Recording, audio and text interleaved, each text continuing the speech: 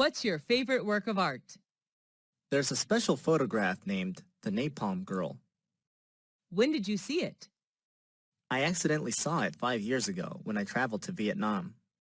Where did you see it? In Museum of Vietnamese History, the photo was solemnly hung in an eye-catching position in the room. Why do you like it?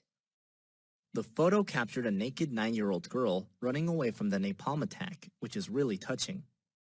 What's special about it? Thanks to the photo, the photographer was awarded the Pulitzer Prize for spot news photography. Do your friends like it too? Yes, they do. The photo did touch their souls too. Do you want to be an artist? Nope, although I'm quite interested in art. What qualities does a person need to be an artist? An artist needs to be creative and sensitive to things around him, I think. How do children develop their talent for art? Children's talent for art should be recognized and nurtured as early as possible so that they can reach their full potential.